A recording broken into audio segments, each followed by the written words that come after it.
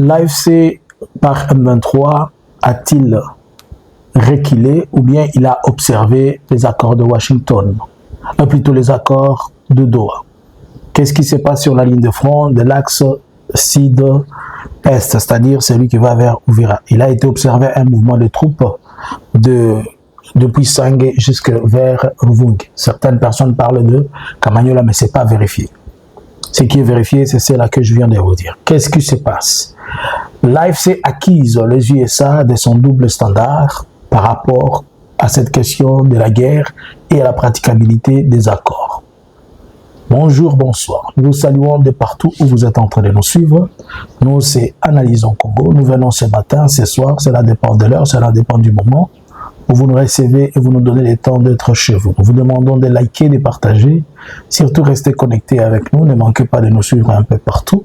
Suivez-nous sur EK News, TikTok, Analysons Congo, Facebook, ainsi que ici sur YouTube. Aidez-nous à grandir cette communauté. Merci, c'est grâce à vous que nous sommes en train d'aller de l'avant. Et ne manquez pas aussi de nous suivre sur EK Swahili. Alors, nous commençons d'abord par dire qu'il y a un drone de FARDC a encore pris feu, c'est-à-dire il a été abattu par l'AFC Barème 23 aux environs de parc de Virunga. Tout a commencé les 7. Aujourd'hui, nous sommes le 10. Tout a commencé les 7. Les 7, il y a des affrontements au niveau du parc, du côté de l'axe qui mène vers le volcan de Nyiragongo. Il y a eu des affrontements dans cette zone-là entre un groupe des FDLR avec un autre groupe qui s'appelle CNC. Ils se sont coalisés pour affronter l'AFC. Et pendant qu'ils étaient dans ces affrontements, ils ont demandé de l'aide, de l'appui militaire des drones. Les drones est venu après un bombardement. Il a très mal orienté les seconds et il a été abattu par l'AFC Barème 23. Ça, nous parlons de la situation entre le 7 et le 8.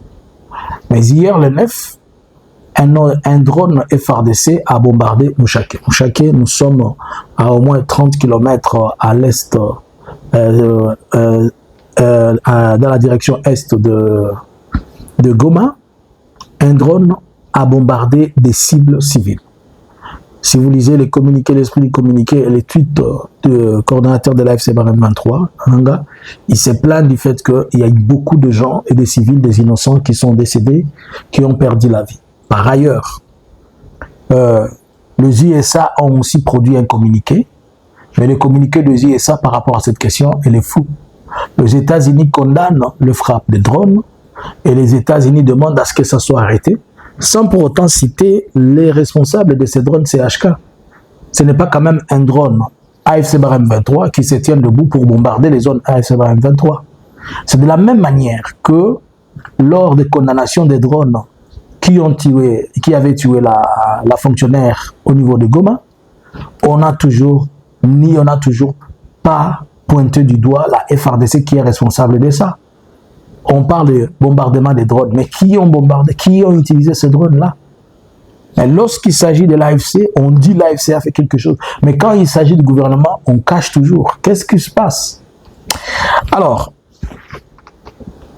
ainsi donc l'AFC a fait cette déclaration hier, disant qu'il est en train de voir ces doubles standards du comportement des États-Unis par rapport au conflit, par rapport à la question de l'Est. Qu'est-ce qui se passe au niveau de Luvungi? Je vais revenir sur cette question de la lettre. Qu'est-ce qui se passe sur l'axe Luvungi? Sur l'axe Luvungi, on a observé depuis certaines localités, notamment, je vais vous citer ces localités.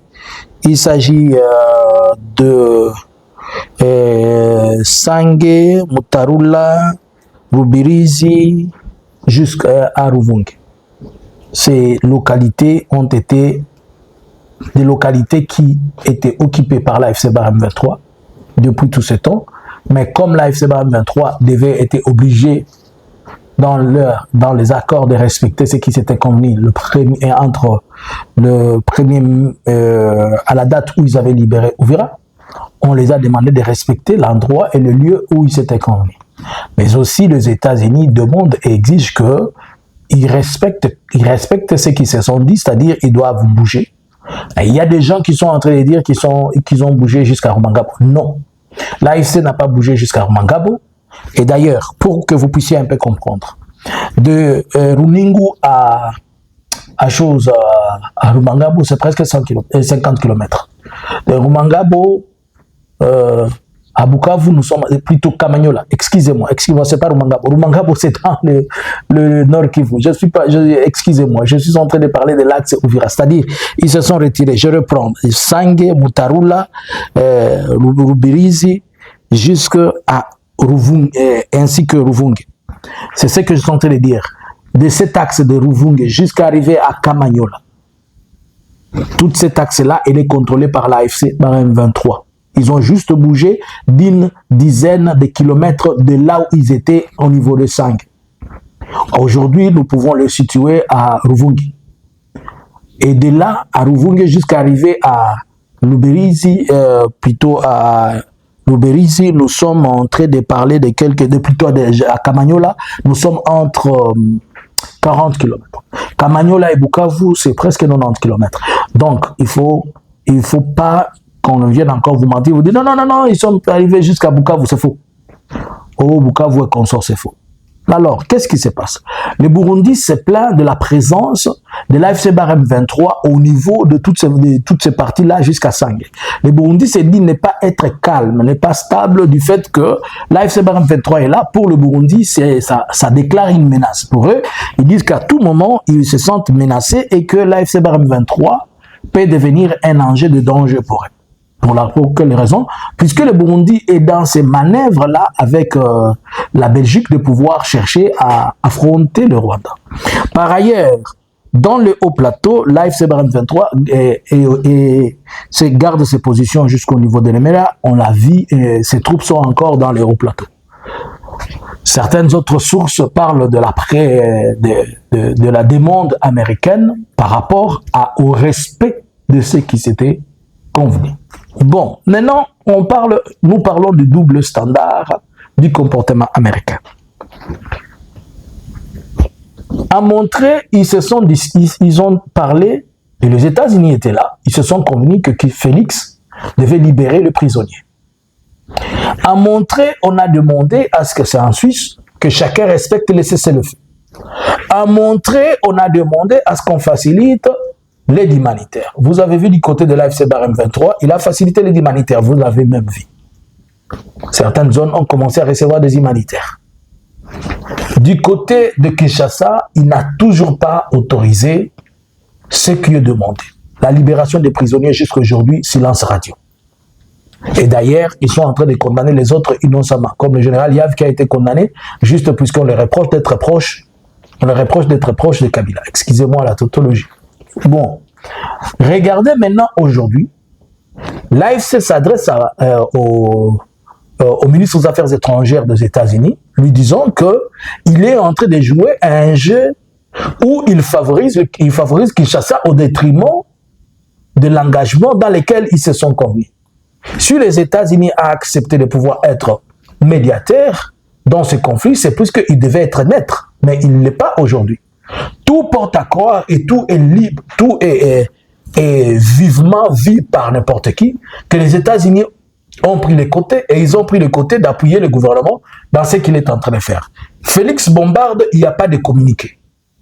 Félix tue, on dit que on doit stopper les drones. Mais qui utilise les drones? Félix fait tout ça, on lui donne le feu vert. Et pourquoi on donne le feu vert à Félix, on empêche les AFC Barème 23? Puisque le gouvernement des États-Unis connaît et comprend et sait très bien que s'il laisse l'AFC Barème 23, l'AFC Barème 23 va arriver, à la seconde, il va se retrouver là-bas. Puisque la réaction des États-Unis démontre la faiblesse de Kinshasa. Parce que si Kinshasa était fort, si Kinshasa était efficace, Kinshasa ne devait pas se cacher derrière. Les États-Unis ont dit, les États-Unis ont fait ça. Kinshasa devait aller et opérer comme un homme, récupérer des territoires et récupérer des endroits. Maintenant, il est en train de profiter de jouer à un jeu de ping-pong Et pendant ce temps, Ndayishimiye est en train de chercher comment se plaindre. Ils sont en train de voir comme s'ils sont en train de créer un blocus pour empêcher que l'AFC Barème 23 n'avance et que ça soit sur Uvira et ailleurs. Moi, je crains une chose.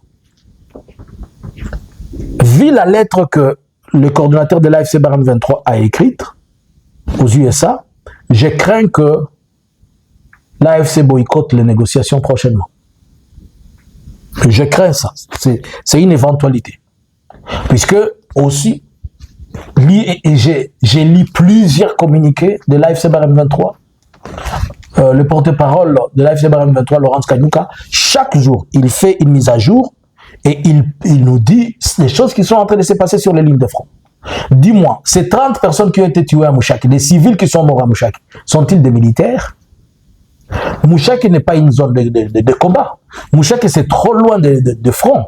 Les fronts sont à une trentaine de kilomètres de Mouchaki. Qu'est-ce qu'il est encore venu chercher là-bas, Félix? Tuer encore les bétails comme il a toujours l'habitude de tuer les chèvres et les vaches, bombarder. Est-ce que vous savez que Félix a bimisaka drone na Kisanga ni poya ko bombarder Bangombe na Mouchaki?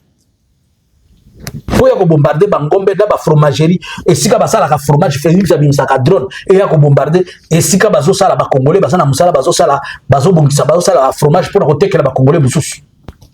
Et puis ndenge Félix azakana bizaleli kaka ya ko panza abongisa raté, c'est un destructeur. Il ne sait pas construire. Voilà, il est en train de détruire. Dis-moi ces gens qu'on a tués à Mouchaki hier. Est-ce qu'ils étaient sur la ligne de front? Avait-il un problème particulier avec lui? Alors, si je dis que l'AFC risque de boycotter les négociations, c'est puisqu'il va se dire à un certain niveau, non, les États-Unis, vous devez quand même être clairs dans cette histoire. Tout est maintenant noir sur blanc. Nous comprenons aujourd'hui que les États-Unis se sont rangés du côté d'être des ennemis. Les États-Unis demandent à Félix de changer, ils autorisent à Félix de changer la constitution. Ils laissent à Félix de bombarder et de droner les gens. Mais si les États-Unis savaient que Félix était fort, mais pourquoi on ne le laisserait pas devenir jusqu'à Goma? Pas le laisser, mais pourquoi il n'allait pas venir? On sait qu'il n'a pas la force, on sait qu'il n'est pas capable. La seule chose qu'il utilise, ce sont les drones, et ces drones ne sont pas là pour occuper ou prendre, c'est juste pour la destruction. Comment ils appuient quelqu'un qui est en train de détruire? Ils tuent dans les Minembwe là-bas, on est en train de tuer les gens tous les jours. Il y a une lettre que des commandants FARDC sont en train d'obliger la communauté de Minembwe d'écrire pour dire qu'ils sont en bonne cohabitation avec le peuple. Cette histoire est manigancée aussi par le Burundi. Il y a beaucoup d'argent que le Burundi a mis pour essayer de convaincre les gens afin d'arriver à ça. Donc, vous voyez que les États-Unis qui, à la fois, devient juge, il prend aussi parti et il ne facilite plus que les choses aillent de l'avant. Ici, c'est la responsabilité maintenant du peuple congolais. Nous devons dire aux États-Unis non. Non. Quand nous, on est en train de chercher qu'il y ait des questions fondamentales de notre pays qui doivent trouver solution, mais non. Le voilà aujourd'hui, il se plonge en train de chercher X, Y. Mais attends. Une chose que je sais, les États-Unis n'ont jamais eu d'état d'âme. La deuxième chose que je sais, Félix va tomber dans une erreur bientôt. Comme c'est un enfant des erreurs, il finira dans des erreurs. Et les États-Unis, demain, par Obaloukelai.